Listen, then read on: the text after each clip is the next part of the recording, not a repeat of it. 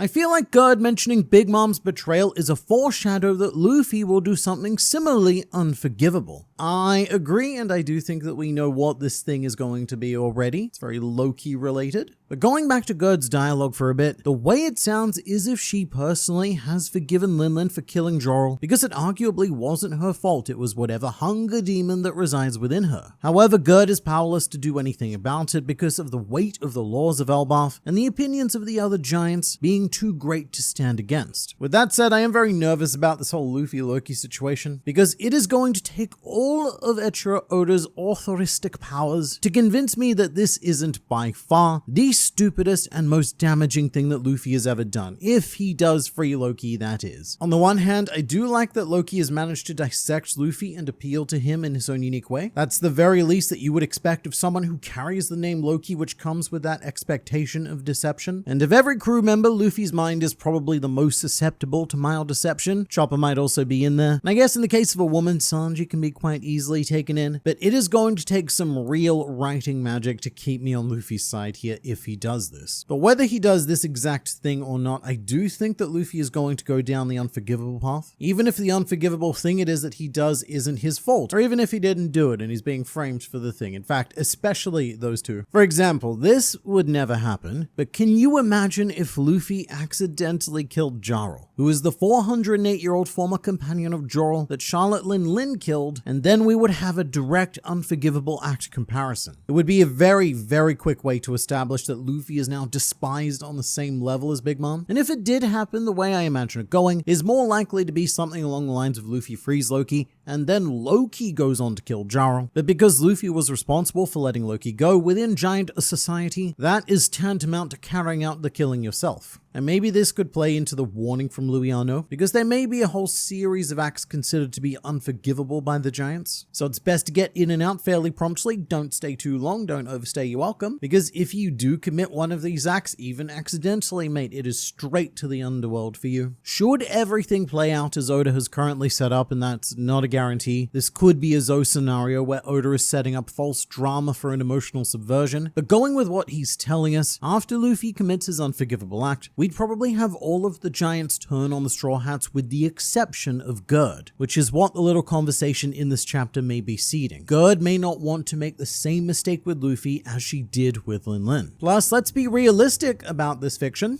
Gerd is a classic Oda gorgeous woman, and those almost always end up as allies pretty quickly. In fact, the prettier they are, the pretty quickly they switch sides. That and Saul, I can't see Saul standing against them, especially because he doesn't necessarily subscribe to the customs of Elbaph. To bring this up again, in Robin's flashback, he described the Elbaph Giants as savages. So that was either a pretty heavy hit of prejudice on his part, not cool Saul, or we still have yet to see the aspects of this society that Saul considered savage. Because everything really is going far too well at the moment. Elbaph is this magical wonderland, and I just don't know if I trust it. It should be said that during most Kingdom arcs, Luffy is made an enemy of the monarchy or whoever happens to be in charge at the time. Usually it's someone who's usurped the rightful ruler, and it just so happens that in most cases that entity happens to be the direct antagonist. But even on Fishman Island, where the royalty were friendly to us initially, there was conflict caused by Charlie's prophecy, and they also get suspected of performing all the kidnappings that were happening. So at the very least, there's probably going to be some giant misunderstanding that the crew have committed an unforgivable act. But what's weird is that we both have and have yet to meet the monarchy of Elbaph. We've met Prince Loki and Prince Haradin, and their father the king was killed, so no need to meet him. But you do need to ask, in lieu of all of them, who is actually ruling over Elbaph at the moment? There's a whole tier of what I assume to be giant nobility that we have yet to explore, and if they reflect most nobility that we've encountered in One Piece, then their views could be where the savagery that Saul was referring to emanates from. You missed the most important / shocking detail of the chapter. Robin's reunion was so important that Luffy consciously puts off eating until after it. He did, although it's not the first time that something like this has happened. Luffy also put off the crew toast for Jinbei on Onigashima because Luffy felt that it was more important to celebrate with everyone else after they defeated Kaido. And I say this all the time, and I will until it happens, but to this day, Luffy still hasn't done the toast, and I think that Jinbei is just far too polite to ask for one. Not a great example because that event, it never happened in the end, but Luffy does prioritize his crew and his friends over these sorts of events. And in this individual case, it's because from Luffy's perspective, I think it's more important that Saul is at the the feast with them to share that moment. Which you can see because when Luffy discovers Saul, he immediately wants to drag him back to start the feast. It wasn't just Luffy though. To me, the more shocking crew member was Zoro, who put off drinking his precious booze so that he could go to Robin's reunion. That is a big deal for the rather antisocial Zoro, who usually favors privacy both for him and other crew members. He's not the kind of person who likes to pry into other people's business, and he'll generally prefer to drink himself unconscious in a solitary corner somewhere. Here's the thing though, it is not about the rest of the crew. I mean, it is, but it's about them in relation to Robin. It is important for everyone to be there for this, because Saul's promise to Robin was that she would someday find a group of people who accept her for who she is. And when she does finally return to Saul, she comes equipped with each and every one of those people he said she would meet, which is an idea that would not have worked anywhere near as well if Robin went alone. Which is the other thing, Robin originally did want to go alone, but the rest of the crew wouldn't let her, which is a very sweet anti-slobby callback to when Robin chose to leave alone, and the crew refused to let her do so, and they went after her. So this really is hammering home that Robin has accomplished everything that Saul wanted for her, and that she will never be alone again.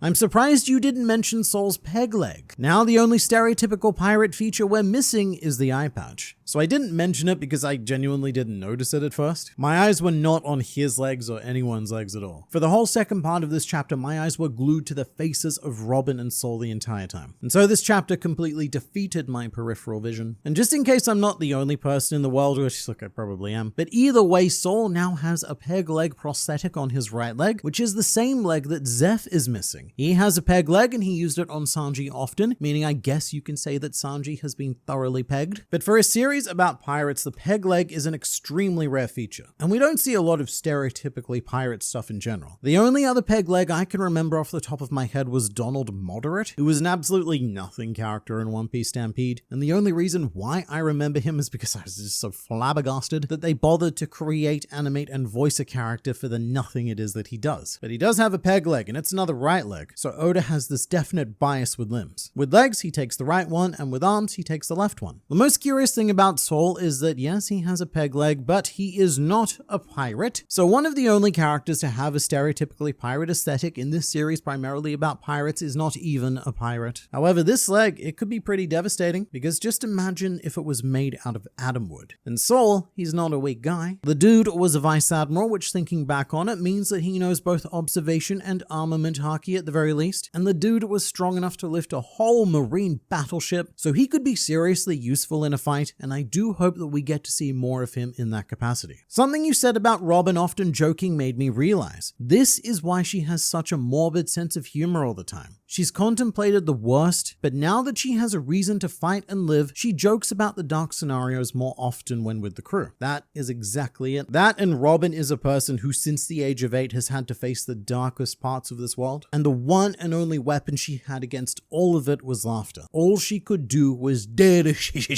So at some point, look, you're just gonna start naturally laughing at all of the stuff that isn't traditionally funny. Hence why Robin's sense of humor has been somewhat skewed, and why almost all of her jokes are about predicting that someone could have died in a particularly grisly way. And the more worrying part is the fact that her imagination is so strong that I'm thinking that it's not just her imagination, and she may have actually witnessed or heard about some of these deaths during her time on the run. Wait, if the Saul bit is a callback, is Kuzan about to show up? I feel like the Blackbeard Pirates and his gaggle of alcoholics have their own thing going on at the moment, but there should come a point down the line where Kuzan discovers that Saul is alive and they have some sort of reunion as well, just one not anywhere near as emotional as Robin's, because mate, trying to crack anything out of Kuzan, it's just not possible. Dude is a wall of ice. But Kuzan has his threads going on with Garp and Kobe, however to date his strongest story beats have been with Robin, Saul, Sakazuki, and the Ohara incident as a whole. But another potential similarity between Ohara and Elbaph is that they are both islands characterized by the existence of a massive ancient tree. And if Loki is going to get his way, do the Ragnarok and all that, then we could end up with the destruction of another invaluable ancient tree, which would be pretty funny in a dark way, because then we would need to save the books from Ohara again. Did anyone notice Robin's new hairstyle is similar to that of her Good Future Timeline version? So to explain this, in the SBS segments of manga volumes, Oda has gone through and drawn all of the Straw Hats in two alternate futures. A good timeline where everything works out, and a bad timeline where something catastrophic goes wrong and all of the crew lose their dreams as well as their will to dream their dreams. And in Robin's good timeline, she does go back to her pre-time skip hair by age 60, but not by age 40. So in this world, it might be possible that her reunion with Saul didn't happen until much later. But also, let's not neglect a bad timeline Robin. At age 60, she's also trying to reclaim that old hairstyle. It's just much harder to see because her hair is thinning and falling out. And you'd have to think that in the bad timeline, things also go horribly for Saul, because that's the whole premise of this universe. It is the worst possible case scenario for all characters. So maybe in the bad timeline, Robin does reunite with Saul, except he's a complete scumbag now, but she reclaimed her old hairstyle for whatever horrible encounter that ended up being. Although the important thing to note about bad timeline Robin is that she still lived,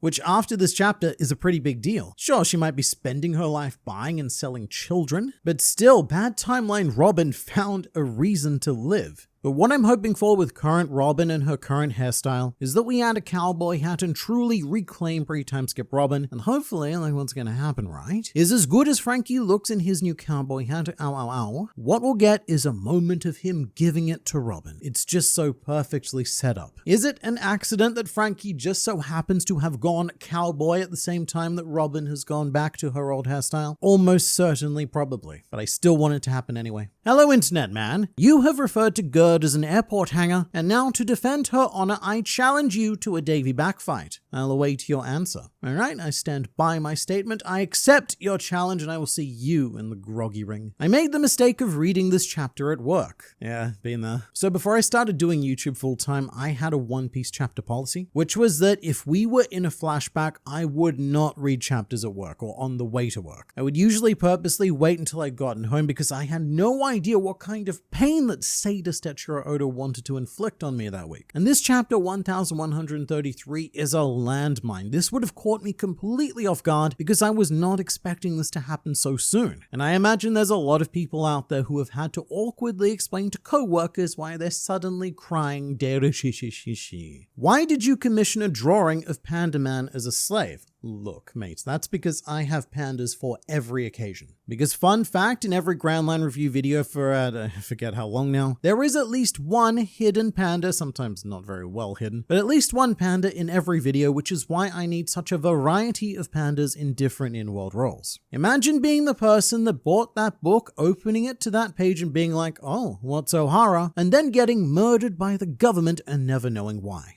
So I don't think that what I'm about to say is out of the question, but it would be really cool if sometime down the line, there was a minor character introduced who actually did read one of these books. And that could have been what prompted them to find out more. What is this Ohara? Oh god, that's Ohara, that's bad, and eventually lead them to do something like join the Revolutionary Army. It's not something I think would make it into the manga as a plot point, but maybe in an SBS somewhere, if Oda is asked to explain the names and backstories of miscellaneous Revolutionary Army members. Speaking of miscellaneous characters though, I didn't talk about this in the chapter video because I don't want this guy in any way associated with Robin and Saul's reunion, but there is a development in the cover story, and what we have here is Yamato encountering one of the least threatening people possible, which is Holdem. He was one of the very first people that Luffy defeated after arriving on Wano, and he is of course a smile user because he has a lion crotch. And so you might be asking yourselves, internet man, if Holdem is a smile user, shouldn't he be on our side already? And no, he isn't. Because Tama converted all of the smile users on Onigashima with the Kibidango. And our problem is that Holdem was not on Onigashima. The last we heard of him was when he burned down Okabore Town, which means that he ditched Kaido's fire festival in favor of his own smaller but much more literal fire festival. However, this is good news because there is a pretty easy solution to this problem. Tama just has to feed Holdem a Kibidango and he'll become her slave for a month. I do hope that this isn't the solution to the broader cover story problem though, which is that people keep mysteriously being kidnapped. I mean, I don't expect peak drama from cover stories, but it would be a bit meh if it turned out that, oh, it was Holdem all along. I have to say though, I am happy to see that Yamato's finally kind of getting involved in the story that was set up and dedicated to Yamato. One of my channel artists put this really well. He said that up until now it feels like Yamato has been playing a game, but only opting for the side quests and ignoring the main story. Everywhere we go, people are being kidnapped and Yamato's just like, yeah, but what recipes can I learn from this fine food vendor? But in this case, Holdem may be a red herring because he does have history with Tama, and he may be targeting her specifically. In Act 1 of Wano, he was interested in her ability to tame animals, and so he might be capturing her because of that, in the hopes of rebuilding a beast army to retake Wano or something down the line. So he may be completely unconnected to the other nefarious things happening here, or he may be serving as someone's underling. Either way, who cares? Not Yamato, that's for sure. And if you want to hear about characters who are much more interesting than Holdem, then I have literally over 1,000 videos waiting for you to watch next.